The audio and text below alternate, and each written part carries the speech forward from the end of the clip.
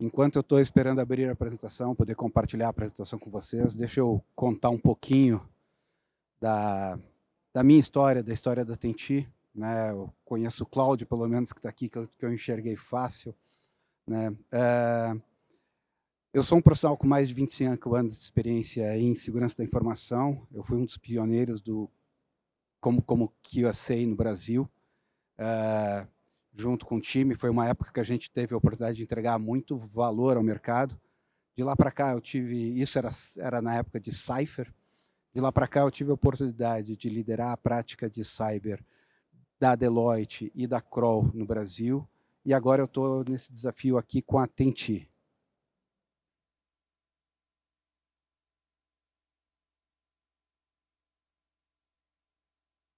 Tá bom. Parece que travou o PPT, alguma coisa assim. O pessoal está tentando resolver. Independente disso que eu estava comentando, agora estou com o desafio da Tenti. A Tenti é uma empresa brasileira, fundada em 2019, em outubro de 2019, e a gente está colocando especialização e foco total em gestão de risco na cadeia de valor e, especificamente, entregando muito valor com segurança em ambientes de nuvem. Né? Esta apresentação ela tenta responder a uma pergunta que me fez o José Lama, do Itaú, que disse assim, cara, vocês já estão com uma base de dados suficiente para começar a ter insight em relação ao que está mais presente no mercado, o que o mercado está precisando atuar mais fortemente quando a gente fala de ambiente de nuvem. E daí o que eu venho aqui tentar é dividir com vocês um pouquinho. Por acaso, acabo de ver o Lama, justamente, que foi, ou seja, essa apresentação é uma resposta a um desafio que você fez, Lama. Então, aqui o que a gente vai tentar apresentar para vocês é isso, quais são os insights que a gente tira de uma base de informações que já começa a ficar bem interessante. Bom, enquanto não aparece a apresentação, eu vou tentar me lembrar mais ou menos a lógica que eu estabeleci na apresentação para eu já ir adiantando, para já ir dividindo com vocês. Daqui a pouco a gente passa os slides se tudo der certo. Eu comecei a apresentação, claro, tem uma apresentação minha, mais ou menos esse histórico que eu falei, e depois eu tentei dar um pouco de contexto, o que é que a gente enxerga que está vivendo hoje. Né? E o que a gente percebe primeiro é uma forte adoção de nuvem. A gente já em 2020 foi o primeiro ano em que a gente, pela primeira vez, teve mais investimento em ambientes de TI, em ambiente de nuvem, do que fora da nuvem. Né? Então, este é um momento que isso está acontecendo de forma muito clara, e isso está trazendo novos desafios para fazer segurança. A gente já vinha tendo um conjunto de dificuldades em fazer segurança antes da nuvem chegar. Dificuldades como o gap de profissionais, né? A gente sabe que tem um gap absurdo, todo mundo aqui deve ter algumas vagas na empresa para preencher de profissionais de segurança. A gente tem um outro aspecto quando a gente pensa nesse gap, que é um gap de conhecimento. Então, você buscar o conhecimento em cima de segurança de nuvem, em cima de segurança de ambientes modernos, de ambientes de desenvolvimento modernos, vai pegar e vai trazer alguns desafios adicionais. Bom, estamos com a apresentação agora. Obrigado. Aqui eu estou tentando colocar para vocês qual é esse cenário. Então, tem a tecnologia de nuvem, como ela é ágil, como ela oferece a possibilidade de a gente fazer muita coisa com muito pouco recurso, seja recurso humano, seja recurso financeiro. E isso faz parte de um outro cenário que a gente está vivendo, que é o aumento absurdo da complexidade da cadeia de valor. A gente está vendo cada vez mais você, na sua empresa, entregar valor para o seu cliente, e para isso você está envolvendo diferentes organizações, diferentes players. Isso simplifica, isso traz agilidade, e isso, ao mesmo tempo, traz um conjunto de novos desafios de segurança. Já contei um pouquinho da minha história, depois a gente bate uma bola, se vocês quiserem saber um pouco mais. E aqui eu estava justamente, era esse momento que eu estava começando a entrar com vocês, que é a parte do contexto. O contexto é segurança é desafiador, gap de profissionais, gap de conhecimento, a adoção massiva de nuvem, né? E como está aumentando a cadeia de terceiros. Vocês vejam dois dados bem interessantes. Segundo o relatório da RiskRecon com a Scientia Institute, a gente tem um impacto 13 vezes maior no incidente na tua cadeia de valor do que, em média, é um incidente no teu próprio ambiente. E um outro dado bem relevante vem do DBIR deste ano, que 62% dos incidentes cibernéticos do ano passado ocorreram dentro da cadeia de suprimento e não dentro da infraestrutura da própria organização que teve que responder por esse incidente. Acho que são dados bem interessantes para esse contexto que eu quero trazer para vocês. Dentro desse contexto ainda, um rápido lembrete, a gente vem há anos tendo incidentes e mais incidentes, todo mundo lembra dessas marcas, todo mundo lembra de Target, de Home Depot, de Equifax, de Marriott, mas o que pouca gente lembra é que por trás do incidente dessas marcas tinha um incidente com um terceiro que de algum jeito foi impactado e impactou, por conseguinte, essas marcas. Quando a gente tem isso acontecendo na vida prática, a gente tem um outro desdobramento, que é a pressão regulatória aumentando. Então, a gente vê LGPD preocupado com a corresponsabilidade entre controlador e operador da informação. A gente vê o Bacen, tendo a 48913, falando de como é que tem que ocorrer a gestão de risco em cima da tua cadeia de suprimento, SUSEP tendo uma normativa similar, PCI DSS, que há muito tempo já fala em preocupação com esta cadeia e assim por diante. Bom, aqui agora, falar para vocês um pouquinho o que é a base de informação, a partir do que são essas informações, essa experiência que eu vou dividir com vocês. Eu estou falando aqui de um estudo que foi feito em cima de 778.110 alertas que a gente teve.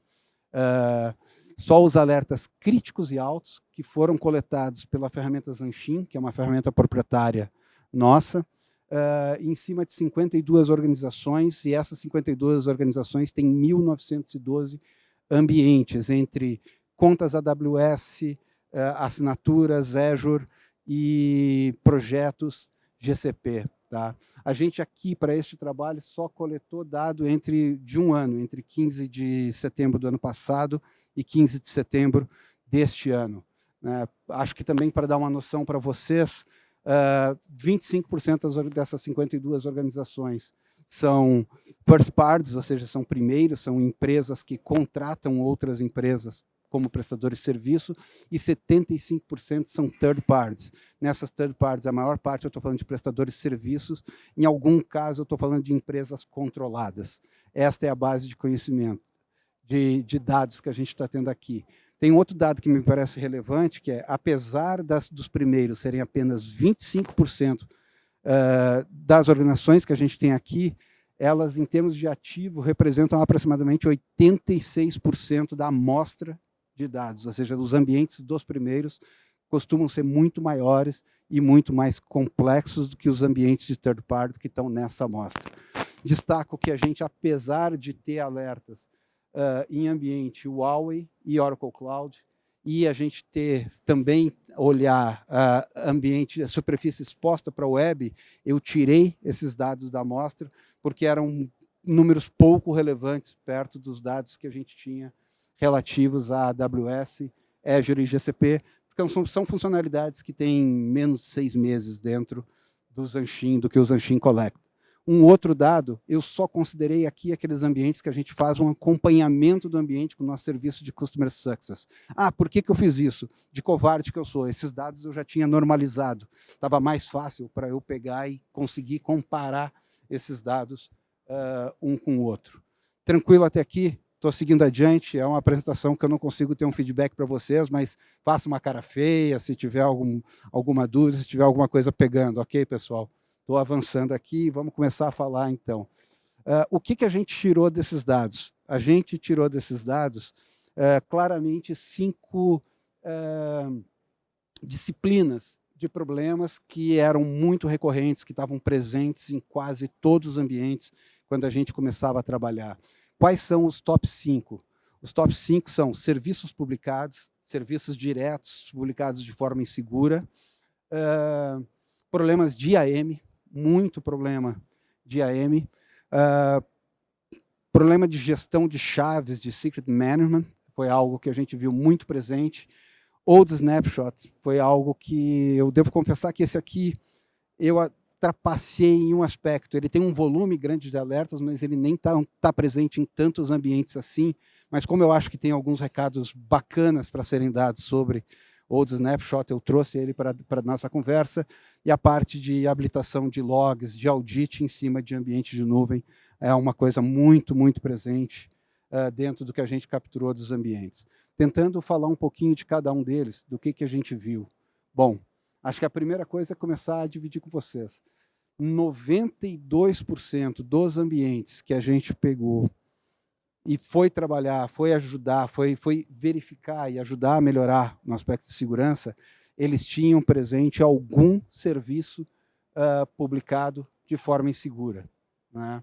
Vocês vejam que quando a gente está falando de primeiros, a gente tem praticamente 100% tinha serviço publicado de forma segura. Quando a gente está falando de terceiros, é aproximadamente 90%. Alguém poderia perguntar, mas como pode? Tipicamente, o primeiro, eu estou falando de um grande banco, eu estou falando de uma empresa que organiza várias outras.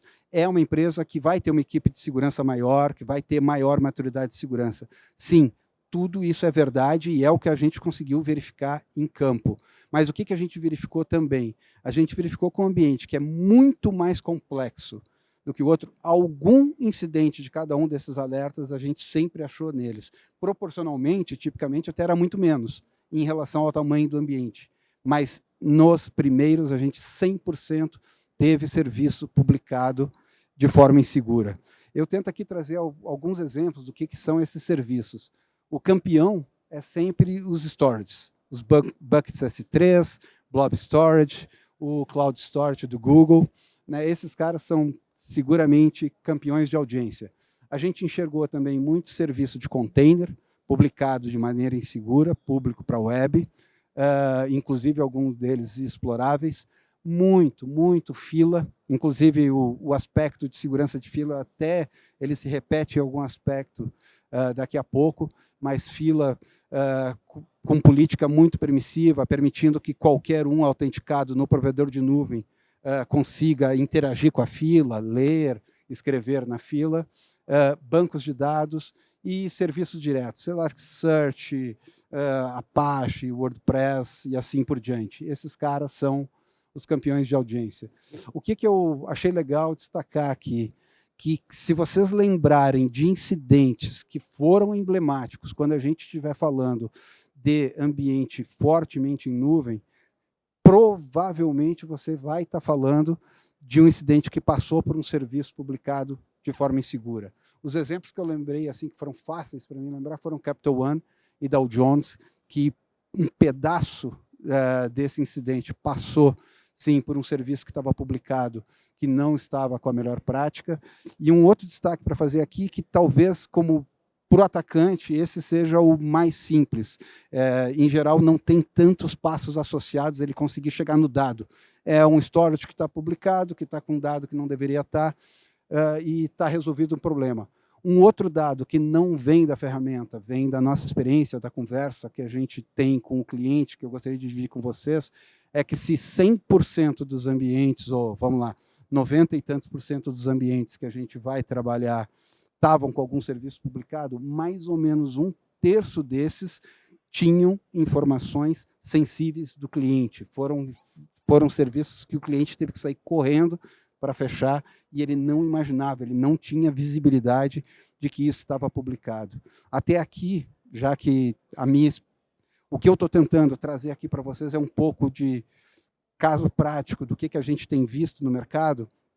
Uma coisa legal para dizer para vocês é que quando a gente está falando de um primeiro, quase sempre o primeiro já tem um conjunto de ferramentas que dão visibilidade para ele desse tipo de problema, da postura de segurança que o ambiente dele está tendo. Quando a gente está falando de primeiros, é raro que ele já não tenha uma ferramenta que ofereça essa visibilidade. Quando a gente está falando de terceiros, em torno de 2/3 das vezes o cara não tem visibilidade. É a hora que a gente entra com uma ferramenta como o Zanshin, que ele passa a ter conhecimento, que ele passa a ter visibilidade daquele problema.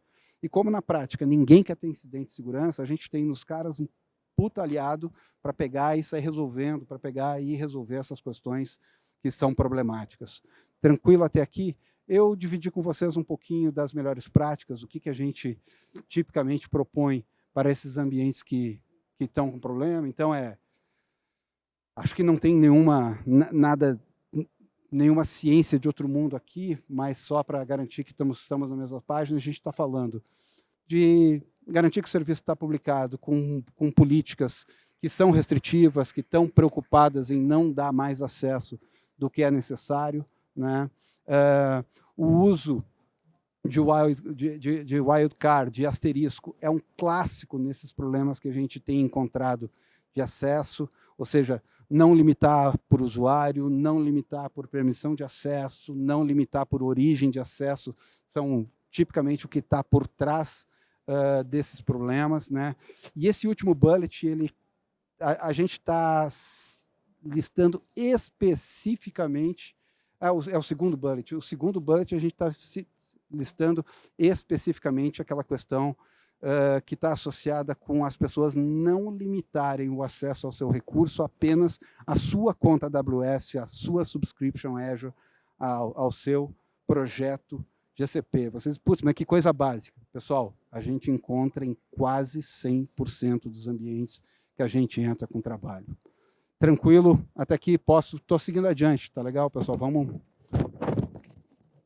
Bom, o segundo elemento que a gente vê muito presente e que, em termos de criticidade também é muito sério, são problemas de IAM, né?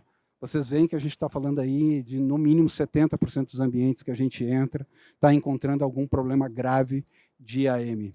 O que é que a gente está falando quando a gente fala, ou o que a gente agrupa como um problema de IAM? Primeiro, questões de mau uso e má política de root. É usuário sem multifator de autenticação, seja root, seja usuário normal, é usuário root sendo utilizado, é role muito permissiva, né? Estou falando aqui de role que está permitindo movimentação lateral, de role que está permitindo privilege escalation, né? E, de novo, também isso fez parte daqueles incidentes do Capital One e Dow Jones. Então, o que eu achei bacana destacar? Vocês veem que dois ataques que não foram simples, que foram ataques de relativa complexidade, que tiveram vários passos, são passos que estão disponíveis na maior parte dos ambientes que a gente vai atuar, que a gente vai ajudar a melhorar a segurança. Dicas práticas. Acho que a primeira é não utilizar o usuário root para atividades do dia a dia. O usuário root ele é um usuário administrador que não deveria estar sendo usado dia a dia. Minha expectativa é que alguém pense, que dica óbvia. Se a gente está contando isso para vocês é porque a gente tem visto isso acontecer com uma frequência um pouco assustadora. Sempre habilitar a MFA, eu acho que é um aspecto também que me parece básico, mas não é o que a gente enxerga no mercado. Vale lembrar a vocês que, segundo o DBIR de 2021, 77% dos incidentes de nuvem passaram por uma credencial comprometida. Tipicamente, o MFA seria um controle que evitaria isso de acontecer, né? E, de novo, evitar o uso de wildcard quando estiver definindo política de role, né? A outra coisa, lembrar que o recurso também é um recurso, qualquer recurso é um recurso de IAM, qualquer EC2, qualquer serviço. Então, ele também, você pode setar nele uma política de acesso. Eu acho que é outra dica bem relevante. Seguindo adiante, a parte de secret management, né? Você vê que esse cara é um cara que também está muito presente. Esse é um cara que a gente até vê quem está desenhando solução, quem está provendo solução, já ter mais experiência, já lidar melhor com isso e ter menos problemas. O que está debaixo dessa label Secret Management? Basicamente, eu estou falando aqui de Lambda ou Functions que estão com, 80% das vezes, credenciais como variáveis ambientes, né? Eu diria que basicamente é isso. Ou a gente está falando, talvez, de problemas de gestão de chave, ou seja, da pessoa não estar usando adequadamente a parte de gestão de chaves. O que a gente traz aqui como referência, como dica, né, para lidar com esse desafio? Bom, aliás, eu acho que eu vou começar tentando lembrar o que significa tu ter um lambda, tu ter uma function que esteja usando uma credencial como variável ambiente. Significa que você está simplificando demais a vida de um atacante no seu ambiente. Às vezes você tem um cara que tem um acesso super limitado ao seu ambiente, que está adequado àquele acesso, mas no momento que você tem uma credencial que está como variável ambiente, é uma credencial que ele, com este acesso, vai conseguir acessar, ele passa a ter uma credencial que, de repente, ele não deveria ter num dispositivo, num sistema, numa base que ele não deveria ter, e, em cima disso, ele tem condição de fazer um conjunto de maldades. Eu acho que aqui é tentar fazer um link de por que esse cara é tão crítico. Já? Mas, cara, como eu falo, vamos adiante aqui. Dicas, quando a gente vai falando de secret management. Rotações-chave, centralizar o gerenciamento com as ferramentas do provedor. Existem ferramentas fora do provedor também, mas hoje uma vantagem que vocês têm é o teu provedor de nuvem vai ter uma ferramenta para isso, é super rápido, super fácil de habilitar. Né? Que mais? Lembrar que dado sensível, utilizado em código, deve ser armazenado em ferramentas de gestão de chave. Esse é um problema que a gente encontra com muita frequência. Ou seja, o pessoal não usando uma ferramenta de secret management, o pessoal tentando fazer a sua própria gestão de chaves e já tem muito mais facilidade se estiver utilizando uma ferramenta pronta e uma ferramenta do próprio provedor de nuvem. Que mais? Old Snapshot, esse cara aqui é um cara bem interessante de contar, talvez nem tanto por segurança do ponto de vista de confidencialidade, mas mais pensando do ponto de vista de disponibilidade. Né? Então, quando a gente fala de Old Snapshot, vocês veem que ele está muito presente também nos ambientes que a gente vai olhar, mas o mais bacana é dizer o impacto financeiro que esse cara causa. De todos os ambientes que a gente encontra, deixa eu até voltar para ver. Vamos ver se consigo. Ou seja, em 70% dos ambientes que a gente encontra, os caras estão desperdiçando dinheiro com snapshot que eles não precisavam. A gente tem um caso, por exemplo, de um terceiro, que só a gente identificar isso para eles, a gente apontar e eles resolverem, significou uma economia para eles de mais de R$1 milhão ano, em cima de outro snapshot que eles não precisavam ter. Quais são as dicas, as orientações? Bom, primeiro, definir e implementar um período de retenção, né, para essas snapshots. Qual é o problema que a gente encontra? O cara está mantendo backup por muito mais tempo, ad infinitum, ele não precisa, ele está pagando por isso, talvez ele esteja indo contra alguma política de retenção dele, algum ambiente regulatório de retenção dele. Então, definir e implementar um período de retenção é chave. Utilizar a versão de snapshot atualizada, armazenar o snapshot em uma conta segmentada. E aqui eu estou pensando um pouco em disponibilidade também. Se o snapshot é visto como um backup, e você manter o seu backup dentro da sua conta principal, se essa conta for comprometida, o que você perdeu? Você perdeu também o teu backup. Então, essa eu acho que é uma outra orientação bem interessante que a gente tem passado com muita frequência para clientes. Além disso, a gente tem a questão de auditing logs, né? Então, vocês veem que é um tipo de problema que a gente tem encontrado com uma frequência absurda. Vale a pena comentar do que a gente está falando aqui. Quando a gente fala de ausência de logs, ausência de auditoria, é basicamente dizer que CloudTrail, Security Group, Security Policy, Network Security Group, Audit, Security Server, e, enfim, diversos serviços não estão com logs habilitadas. Né? Acho que, supondo que todo mundo aqui é profissional de segurança, a gente já sabe o que está sendo impactado no momento em que eu não tenho logs. Né? Acho que talvez um destaque é dizer para vocês, olha, em todo incidente que a gente teve a oportunidade de atuar esse ano, em algum serviço que a gente precisava entender o que aconteceu, a gente percebeu que não havia log habilitado. É só para vocês terem ideia da alta incidência que a gente tem identificado deste problema. Sem muito segredo. Habilitar log de auditoria, né? Habilitar log de recurso também, principalmente daquele recurso que tu entende que é mais crítico. E talvez, meio básico, mas não adianta nada tu só ter log. Não adianta muito tu ter log, porque tu tem capacidade de olhar o teu passado.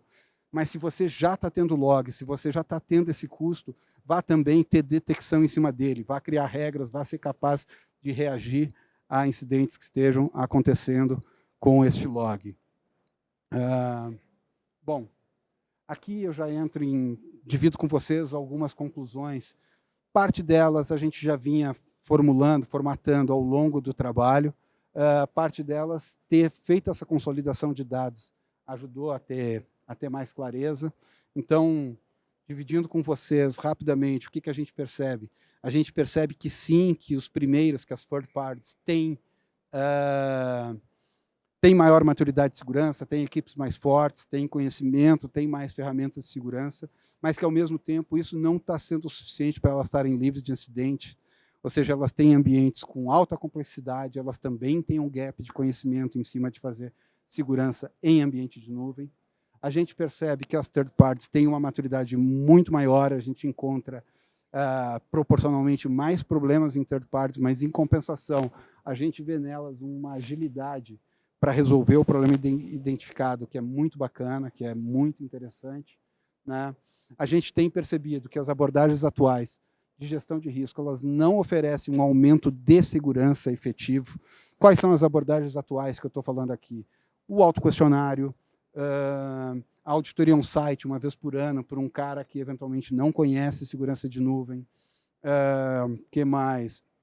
Uma ferramenta de avaliação de superfície externa, que está olhando só a ponta do iceberg e não está olhando, de fato, como está configurado os teus ambientes.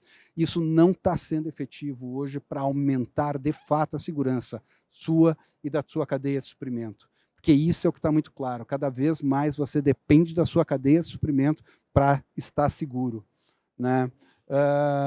E a gente acha que tem aqui o melhor dos mundos, que é a oportunidade de a gente trabalhar desta grande instituição com maturidade de segurança, dividir as suas ferramentas, dividir o seu conhecimento com aquele terceiro que não tem tanto conhecimento e, ao mesmo tempo, colher os frutos da agilidade que esse terceiro consegue entregar. É uma oportunidade que a gente não percebe o mercado nem sempre sendo capaz de colher, né? É um recado bacana de dividir aqui. O que a gente tem proposto como mudança de abordagem?